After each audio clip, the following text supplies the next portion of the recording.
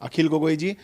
दादा आपसे सबसे पहले जानना चाहेंगे कि जो जैसे आज सोनिया गांधी से ईडी ने पूछताछ की और एक खबर ये भी आई कि ईडी ने बदरुद्दीन अजमल और उनके भाई सिराजुद्दीन अजमल से भी पूछताछ की है।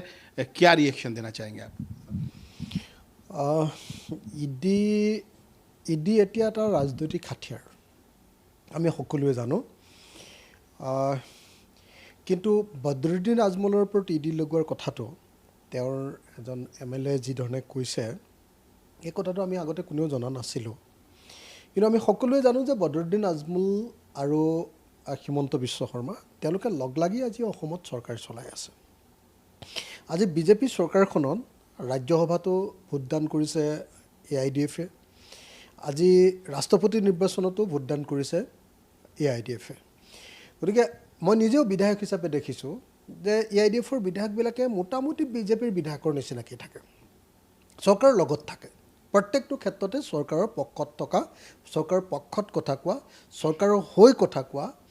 আমি সদায় দেখি আহিছোঁ গতিকে দুটা সাম্প্ৰদায়িক শক্তি এটা হ'ল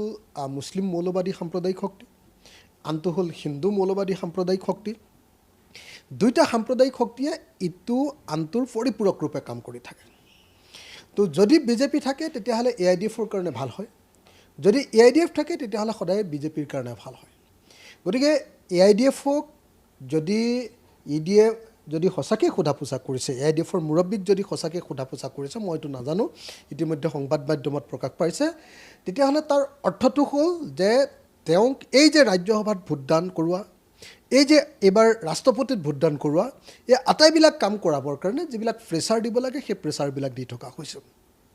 আনহাতে যোৱা বিধানসভা নিৰ্বাচনৰ সময়তো আমি দেখিবলৈ পাইছিলোঁ যে বদৰুদ্দিন আজমলে এনেকুৱা কথা বক্তব্য প্ৰদান কৰে বা বদৰুদ্দিন আজমলৰ পুত্ৰই বা ভায়েকে বা তেওঁলোকৰ পাৰ্টীৰ মানুহে এনেকুৱা ধৰণৰ বক্তব্য প্ৰকাশ কৰে যিটো বক্তব্য প্ৰকাশ কৰিলে বিজেপিৰ লাভ হয় বিজেপিয়ে মানে ভোট পায় বদৰুদ্দিন আজমলৰ কথা মতে আৰু বিজেপিৰ কথা মতে বদৰুদ্দিন আজমলৰ পাৰ্টীয়ে ভোট পায় গতিকে এটা পাৰ্টি আনটো পাৰ্টীৰ পৰিপূৰক সেইকাৰণে মই কওঁ যে এটা মুদ্ৰাৰ ইপিঠি আৰু সেইকাৰণে বদৰুদ্দিন আজমলক যদি সঁচাকৈ ইডিয়ে যদি কেতিয়াবা এনেকৈ যদি সোধা পোছা কৰিছে আজি যেতিয়াই বিৰোধী পক্ষৰ মানুহ এজনক ইডিয়ে সোধা পোছা কৰে আমি সকলোৱে জানো বদৰুদ্দিন আজমলক সোধা পোছা কৰোঁতে কিয় গম পোৱা নাই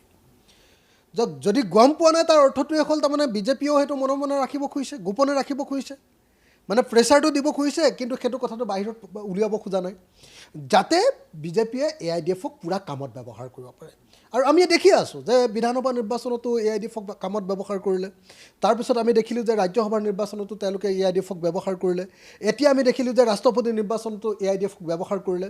গতিকে এই গোটেই কথাটোৱে প্ৰমাণ কৰিছে যে ইডি আজিৰ দিনটোত সম্পূৰ্ণৰূপে এটা ৰাজনৈতিক হাতিয়াৰ আনহাতে আমি স্পষ্ট ৰূপত কৈছোঁ যে আজি ৰাহুল গান্ধীৰ ওপৰত বা ছোনিয়া গান্ধীৰ ওপৰত ইডিৰ যি হেঁচা দিয়া হৈছে এয়া অন্যায় এয়া বিৰোধী নেতাসকলক অন্যায়ভাৱে হেঁচা দি তেওঁলোকক সৈমান কৰিবৰ কাৰণে যত্ন কৰা হৈছে আৰু আমি দেখিছোঁ যে বদৰুদ্দিন আজমলক যেতিয়া ইডিয়ে তেওঁক যেতিয়া সোধা পোছা কৰিছিলে তাৰ বিৰুদ্ধে কিন্তু এআইডিএফে ক'তো আমি প্ৰতিবাদ কৰা দেখা নাছিলোঁ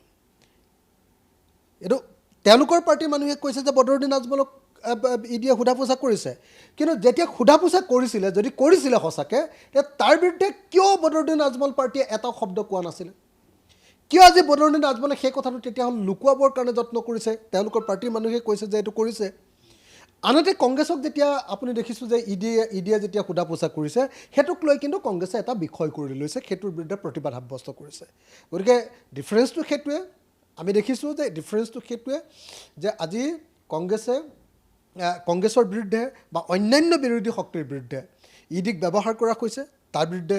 আমাৰ বিৰোধী শক্তিবিলাকে প্ৰতিবাদ সাব্যস্ত কৰিছে তাৰ বিৰুদ্ধে বিৰোধী শক্তিবিলাকে মাত পাতিছে কিন্তু বদৰুদ্দিন আজমলৰ বিৰুদ্ধে যেতিয়া ইডি ব্যৱহাৰ হৈছে সেই সম্পৰ্কে আমি কেতিয়াও খবৰ পোৱা নাই সেই সম্পৰ্কে অসমৰ মিডিয়াটো প্ৰকাশ পোৱা নাই সেই সম্পৰ্কে প্ৰত্যেকটো কথাতে অসমৰ হিমন্ত বিশ্ব শৰ্মাই সৰু কথা এটাতো মাত মাতে কিন্তু হিমন্ত বিশ্ব শৰ্মাই তেতিয়াহ'লে কিয় বদৰুদ্দিন আজমলক যদি ইডিয়ে জেৰা কৰিলে তেতিয়াহ'লে হিমন্ত বিশ্ব শৰ্মাই কিয় সেইটোৰ ওপৰত বক্তব্য প্ৰকাশ নকৰিলে তো এই গোটেই কথাবিলাকে প্ৰমাণিত কৰিছে যে হিমন্ত বিশ্ব শৰ্মাৰ কথা মতে বদৰুদ্দিন আজমলৰ পাৰ্টি এআইডিএফ উঠা বঢ়া কৰে আৰু বদৰুদ্দিন আজমলৰ নিজৰ সাম্ৰাজ্য নিজৰ ব্যৱসায় সেই ব্যৱসায় তেওঁ ৰক্ষা কৰিবৰ কাৰণে তেওঁ পৰিয়ালতন্ত্ৰ ৰক্ষা কৰিবৰ কাৰণে আৰু তেওঁৰ পৰিয়ালৰ যিটো ৰাজনীতি সেই ৰাজনীতি ৰক্ষা কৰিবৰ কাৰণে বিজেপিক সহায় কৰিবৰ কাৰণে এনেকৈ তেওঁলোকে ইটো দলে সিটো দলক সহায় কৰি আছে। एक बात ये भी सामने आ रही, कहा जा रहा है कि बदरुद्दीन अजमल ने गृह मंत्री अमित शाह से मुलाकात की थी, तो क्या मानते हैं कहीं कहीं सूझबूझ हो गई? হা আমি শুনিছিলোঁ, আমি ক'ৰবাত টিভিত ব্ৰেক কৰা দেখিবলৈ পাইছিলোঁ বা বাতৰি কাগজত পঢ়িবলৈ পাইছিলোঁ যে বদৰুদ্দিন আজমলে মনে মনে গৈ গোপনে গৈ অমিত শ্বাহক সাক্ষাৎ কৰিছে। আমি এইটোও শুনিছিলোঁ যে আমি সংবাদ মাধ্যমতে পঢ়িবলৈ পাইছিলোঁ যে যেতিয়া বদৰুদ্দিন আজমলে গৈ অমিত শ্বাহক সাক্ষাৎ কৰিছিলে তেতিয়া তাৰ সেই সময়খিনিত অসমৰ মুখ্যমন্ত্ৰীও তাত উপস্থিত আছিলে। আপোনালোকৰ সংবাদ মাধ্যমে এই বাতৰি পৰিৱেশন কৰা আমি দেখিবলৈ পাইছোঁ। কথাটো মই নাজানো সঁচা হয় নে নহয়, কিন্তু এই কথাটোৱে প্ৰমাণ কৰিছে যে যদি সঁচাকৈ বদৰুদ্দিন আজমলে গোপনে যদি অমিত শ্বাহক সাক্ষাৎ কৰিছে আৰু তাত যদি মুখ্যমন্ত্ৰীও আছে, এই কথাটোৱে আকৌ এবাৰ প্ৰতিপন্ন কৰি দিলে যিটো কথা অসমৰ মানুহে সদায় কৈ আছে, অপেন চিক্ৰেট এইটো কথা যে বদৰুদ্দিন আজমল আৰু হিমন্ত বিশ্ব শৰ্মা ককাই ভাই, বদৰুদ্দিন আজমল আৰু হিমন্ত বিশ্ব শৰ্মাই বন্ধু, বদৰুদ্দিন আজমল আৰু হিমন্ত বিশ্ব শৰ্মাই একেলগতে ৰাজনীতি কৰে, তেওঁলোকে ইটো দলৰ লগত সিটো দলে মিলি কাম কৰে, তেওঁলোক মিলিভকত। এই কথাটো আকৌ এতিয়া যদি সঁচাকৈ গৃহমন্ত্ৰীক সাক্ষাৎ কৰিছে বাতৰি কাগজত অহাৰ দৰে, টিভিত অহাৰ দৰে, তেতিয়াহ'লে এইটোৱে আকৌ প্ৰমাণ কৰিব যে বদৰুদ্দিন আজমল আৰু হিমন্ত বিশ্ব শৰ্মাৰ এই ৰাজনীতি, সাম্প্ৰদায়িক ৰাজনীতি, মৌলবাদী ৰাজনীতি, এই ৰাজনীতি সম্পূৰ্ণৰূপে ইটো সিটোৰ পৰিপূৰক। আৰু সেইকাৰণে আমি অসমৰ ৰাইজে যেতিয়ালৈকে সঁচাকৈ যদি অসমত গণতন্ত্ৰ প্ৰতিষ্ঠা কৰিব খোজোঁ, তেতিয়া আমি বিজেপিৰ ৰাজনীতিক আমি প্ৰতিহত কৰিব পাৰিব লাগিব আৰু AIDFৰ ৰাজনীতিকো প্ৰতিহত কৰিব লাগিব। বিজেপি আৰু AIDF দুয়োটাকে অসমৰ ৰাজনীতিৰ পৰা প্ৰতিহত নকৰাকৈ, বিদায় নিদিয়াকৈ অসমত এটা সৎ ৰাজনীতি, অসমত এটা গণতান্ত্ৰিক ৰাজনীতি, অসমত এটা জনকল্যাণকামী ৰাজনীতি গঢ়ি তোলাটো কেতিয়াও সম্ভৱপৰ নহয়। গতিকে মই এই মুহূৰ্তত AIDF আৰু বিজেপি দুয়োটা দলকে বিদায় দিবৰ কাৰণে সকলোকে আহ্বান জনাইছোঁ। एक बात ये भी सामने आ रही है कि असम में जो अपोजिशन लीडर हैं वो ईडी के रडार पर हैं, CBI के रडार पर हैं। आप क्या मानते हैं कि अखिल गोगोई भी रडार पे हैं क्या? মোকতো ইডিটো বাদ দিয়ক, মোকতো আপোনালোকে সকলোৱে জানে যে NIA লগাইছে, ইয়াৰ আগত নেশ্যনেল ছিকিউৰিটি এক্টত NSA দিছে, মোকতো তেওঁলোকে কৰিব পৰা সৰ্বোচ্চখিনি কৰি দিছে আৰু মই কেৱল ন্যায়ালয়ৰ পৰা, জনতাৰ আশীৰ্বাদত, জনতাৰ মৰমত, ৰাইজৰ আশীৰ্বাদত কেৱল ন্যায়ালয়ৰ পৰা এতিয়ালৈকে ৰেহাই পাই আছোঁ। NIA লগাই দিলে 1 বছৰ 7 মাহ জেলত থাকিলোঁ। 1 বছৰ 7 মাহ জেলৰ পাছত কোৰ্টে কৈ দিলে যে মোৰ ওপৰত যি গোচৰ লগোৱা হৈছে তাক চাৰ্জ ফ্ৰেম কৰিবৰ কাৰণে যোগ্য গোচৰ নহয়। আৰু সেই গোটেই পৰিৱেশটো তৈয়াৰ কৰি দিছে অসমৰ জনতাই। অসমৰ জনতাই কৈছে যে নহয়, অসমৰ অখিল গগৈ কোনো সন্ত্ৰাসবাদী কাম কাজৰ লগত জড়িত নহয়, অখিল গগৈ কোনো বেআইনী কাম কাজৰ লগত জড়িত নহয়, অখিল গগৈয়ে অসমীয়া জাতিৰ কাৰণে কা বিৰোধী আন্দোলনৰ লগতহে জড়িত। গতিকে মই ভাবোঁ যে যদি কেতিয়াবা যদি ইডি লগায়, CBI লগায়, NIAটো লগালে আৰু কিবা কিবি যদি আছে, সকলোবিলাক লগালে মই খুব সুখী হ'ম। কাৰণ তেওঁলোকৰ যিমান ৰাডাৰ আছে সেই ৰাডাৰত মই টেষ্ট হৈ গ'লে ভাল পাম। সকলোবিলাক তেওঁলোকৰ যিমানবিলাক যি আছে নহয়, যিমানবিলাক হাথিয়াৰ আছে, সকলোবিলাক হাথিয়াৰৰ ওচৰত মই নিজকে ফেচ কৰিবৰ কাৰণে, নিজকে পৰীক্ষা দিবৰ কাৰণে, নিজকে সন্মুখীন হ'বৰ কাৰণে মই সদায় সখী হ'ম। গতিকে যদি বিজেপিয়ে ইডি লগায়, CBI লগায়, আকৌ NIA লগায় বা অন্য কিবা কিবি আৰু তেওঁলোকৰ যি আছে দেই হাথিয়াৰ পত্ৰ যিমান আছে সকলোবিলাক লগাবৰ কাৰণে মই প্ৰত্যাহ্বান জনাব পাৰোঁ। आज कांग्रेस के जो प्रभारी हैं जितेंद्र सिंह, असम कांग्रेस के जो प्रभारी हैं, उन्होंने कहा है कि जो क्रॉस वोटिंग हुई है राष्ट्रपति चुनाव को लेकर,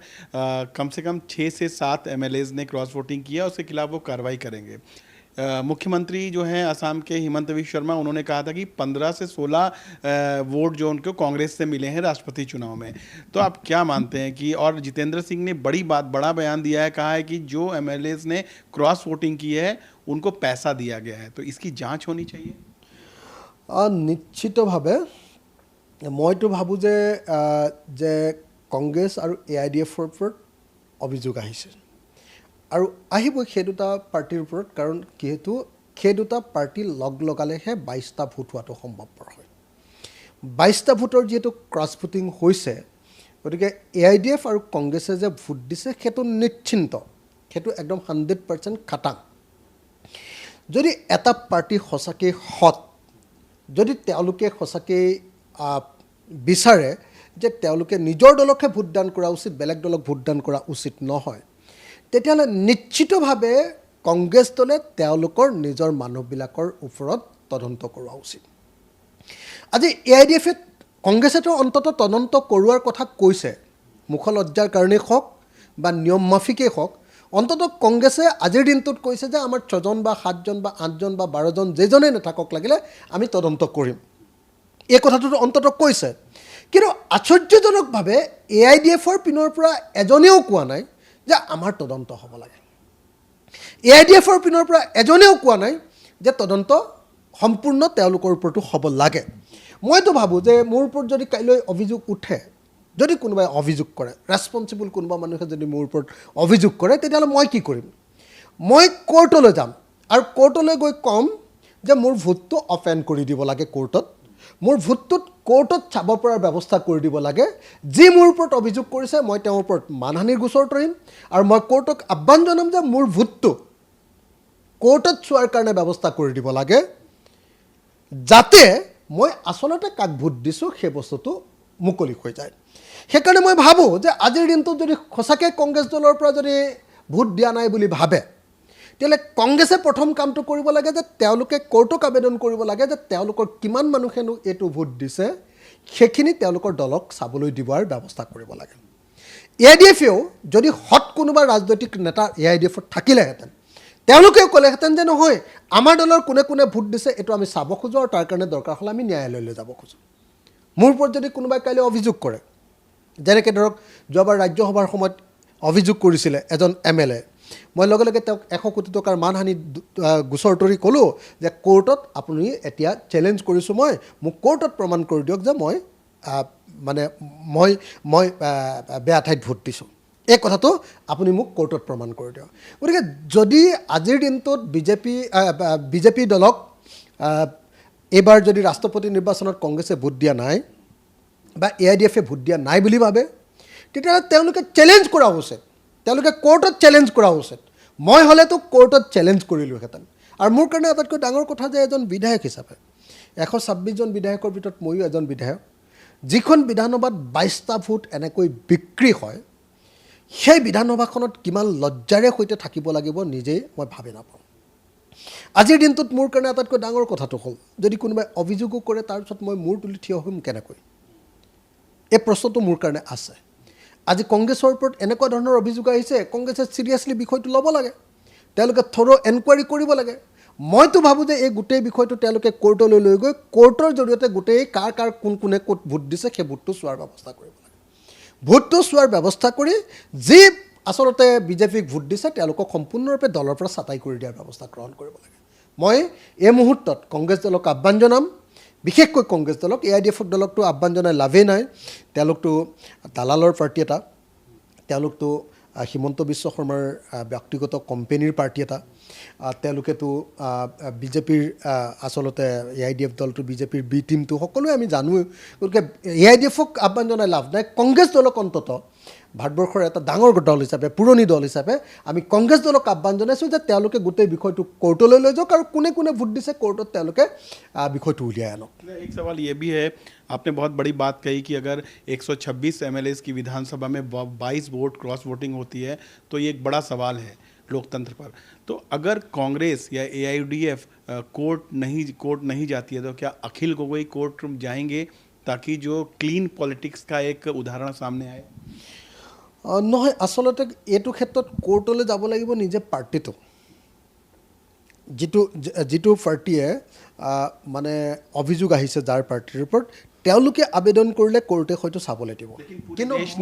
মই যেতিয়া কোৰ্টত আবেদন কৰিম বেলেগ কোনোবা কোনে ক'ত ভোট দিছে বুলি তেতিয়াতো মোক চাবলৈ নিদিব সেইটো মোৰ অথৰিটি নাই মোৰ ৰাইট নাই কিন্তু কংগ্ৰেছ দলৰ সভাপতিয়ে যদি বা কংগ্ৰেছ দলৰ বিধায়িনী দলৰ যিজন নেতা দলপতি বা উপদলপতিয়ে যদি গৈ কাইলৈ কোৰ্টত আবেদন কৰে যে মোৰ দলৰ কোন মানুহে ক'ত ভোট দিলে মই সেইটো চাব খোজোঁ নিশ্চয় কোৰ্টে সেইটো তেওঁলোকৰ প্ৰেয়াৰটো গ্ৰাণ্ট কৰিব গতিকে মই ভাবোঁ আৰু মই আপোনালোকক আৰু এটা কথা কৈ থওঁ যে যিখন বিধানসভাত 22টা ভোট 2 নম্বৰী হ'ব পাৰে সেইখন বিধানসভাৰ সেই 22জন চোৰ 22জন বদমাছ বিধায়কৰ লগত একেলগতে বহি থকাটো কিমান বেদনাদায়ক সেইটো মই বেলেগৰ কথা নাজানো মই অন্তত উপলব্ধি কৰিছোঁ যদি মোৰ চাৰিওফালে বিৰোধী পক্ষৰ মানুহবিলাকেও যদি এনেকুৱা 2 নম্বৰীয়ে কাম কৰে যদি ৰাজনৈতিক কোনো সততা নাথাকে ৰাজনৈতিক যদি কোনো মূল্যবোধ নাথাকে আৰু গৰু ছাগলীৰ নিচিনাকৈ যদি এনেকৈ বিক্ৰী হয় অন্য দলৰ ওচৰত, যি নামতে নহওক লাগিলে, যি কাৰণতে নহওক লাগিলে, সেইটোত কেনেকৈ আমিনো ৰাজনীতি কৰা মানুহ হিচাপে কেনেকৈ তাত বহি থাকোঁ? গতিকে মই লজ্জানত, মই সদায় প্ৰথম দিনতো কৈছোঁ যে বিধায়ক হিচাপে মই লজ্জানত যে মই যিখন বিধানসভাত আছোঁ সেই বিধানসভাৰ 22জন বিধায়কে ইতিমধ্যে নিজকক বিক্ৰী কৰি দিছে। जो असम कांग्रेस के इंचार्ज हैं जितेंद्र सिंह, उन्होंने कहा है कि जिन एमएलएज ने वोट अपना क्रॉस वोटिंग की है उनको पैसा दिया गया है। उन्होंने कहा है कि उनके खिलाफ भी कार्रवाई हो और जिन्होंने वोट खरीदा है बीजेपी पर आरोप लगाते हुए उन्होंने कहा है उनके खिलाफ भी ईडी और सीबीआई की कार्रवाई हो। आपने একদম সঁচা কথা। ৰাজ্যসভাৰ নিৰ্বাচনত মই যিমান দূৰ জানো, ৰাজ্যসভাৰ নিৰ্বাচনত যেতিয়া ভোট দিবৰ কাৰণে ভোট বিচাৰি থকা হৈছিলে তেতিয়াহ'লে 3-4 কোটি টকাৰ অফাৰ দি থকা হৈছিলে। সকলোৱে জানে, অসম বিধানসভাৰ প্ৰত্যেকজন বিধায়কে জানে যে ৰাজ্যসভাত বিজেপিক ভোট দিবৰ কাৰণে 3 কোটি, 4 কোটি, 5 কোটি বা 10 কোটিলৈকে দাম উঠিছিলে। তাৰমানে আচলতে ইডি লাগিব লাগে ক'ত? এই যে ৰাজ্যসভাৰ নিৰ্বাচনত যে এই ভোট বিক্ৰী হৈছিলে তাতহে ইডি লাগিব লাগিছিলে। আজি ৰাষ্ট্ৰপতি নিৰ্বাচনত আজি 22টা ভোট বিক্ৰী হৈছে, নিশ্চয় তাত টকাৰ লেনদেন হৈছেই। ইডি লাগিব লাগিছিলে ক'ত? এই 22টা ভোট বিক্ৰী হোৱাৰ এই ঘটনাটোত। গতিকে এইটো কথা নিশ্চিত যে এই যি ভোট বিক্ৰী কৰাৰ ঘটনা, এই ঘটনাটোৰ ওপৰত ইডিৰ এনকুৱাৰী হ'ব লাগে বা চিবিআইৰ এনকুৱাৰী হ'ব লাগে আৰু অতি সোনকালে এই এনকুৱাৰীৰ ওপৰত ব্যৱস্থা গ্ৰহণ কৰিব লাগে।